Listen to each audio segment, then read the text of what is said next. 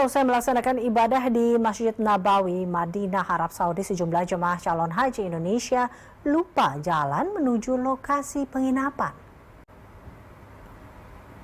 Melihat kondisi itu, panitia penyelenggara ibadah haji pun membantu sejumlah jemaah calon haji dengan mengantarkannya ke lokasi penginapan mereka. Panitia penyelenggara ibadah haji juga turut memberikan edukasi agar para jemaah mengingat lokasi tempat mereka menginap. Berdasarkan pantauan mayoritas jemaah calon haji yang lupa jalan ke lokasi penginapan ini, diantaranya adalah lansia dan beberapa jemaah calon haji yang terpisah dari rombongannya.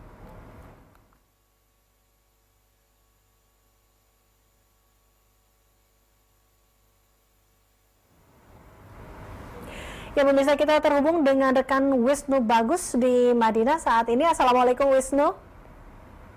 Waalaikumsalam warahmatullahi wabarakatuh. Ya Wisnu, terkait dengan adanya sejumlah jamaah atau kita lihat banyaknya jemaah calon haji Indonesia yang lupa jalan pulang ini, sekitar ada ratusan, bahkan dikatakan tadi banyak yang lansia. Benarkah demikian? Kesiapan seperti apa yang dilakukan oleh petugas haji Indonesia untuk mengantisipasi kejadian ini, Wisnu?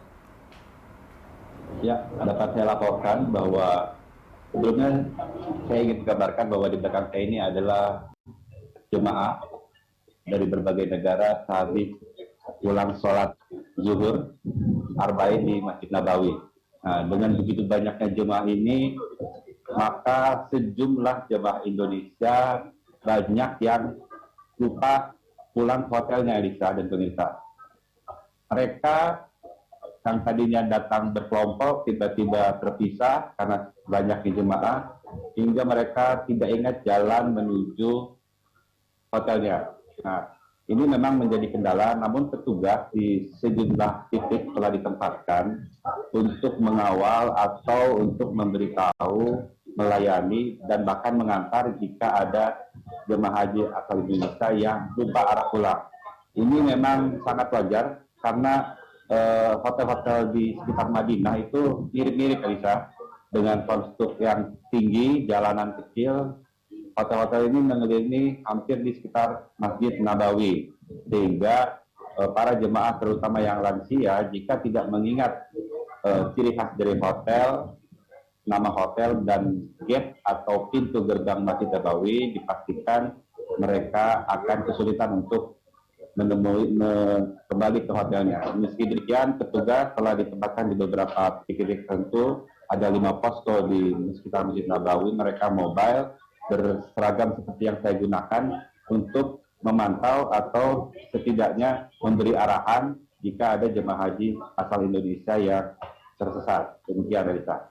Baik, Wisnu, tadi Anda katakan bahwa sudah ada beberapa posko yang disiapkan untuk calon jemaah haji ini yang lupa jalur pulang atau ke tempat penginapannya.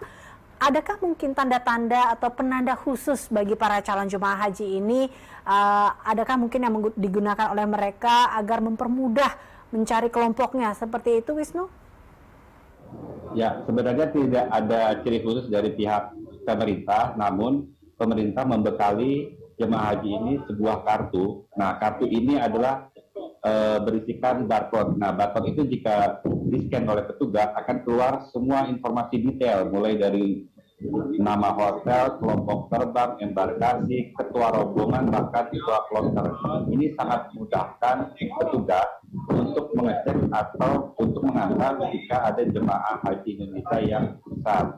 Nah, beberapa himbauan yang perlu kita lebih diedukasikan adalah jamaah juga perlu mengingat-ingat ketika keluar dari hotel, ciri-ciri tertentu dari hotel tersebut. Misalnya jalannya jalan apa, hotelnya namanya apa, dan diingat juga pintu masuk atau gerbang Masjid Nabawi. Ini cukup penting selain dari pihak petugas yang tetap mengawal jika ada jemaah yang merasa tersesat. Satu hal lagi adalah petugas juga atau khususnya dari pelayanan Linjam pelindungan jemaah akan melakukan sweeping jika usai sholat wajib selesai, maka para petugas ini melakukan sweeping sekitar Masjid Nabawi, dan jika ditemukan masih ada jemaah haji yang masih kurang, maka akan diantar untuk diarahkan menuju hotel tempat mereka menginap. Demikian bisa. Jangan sampai hilang. Mau scan. Ya, Wisnu, tadi Anda katakan bahwa di belakang Anda begitu ramai, di mana banyak calon jemaah haji ini juga tidak hanya 1-2 orang yang bingung untuk atau masih mencari jalan pulang ke lokasi penginapannya, tapi bagaimana juga adakah kendala lain di sana, Wisnu? Mungkin dengan cuaca di Madinah sendiri, seperti apa, Wisnu? Ya, cuaca saat ini di Madinah cenderung lembab, tidak terlalu panas seperti di Mekah atau di Padang Arafah nanti mungkin. Namun meski demikian, cuaca lembab ini juga perlu diantisipasi oleh jemaah.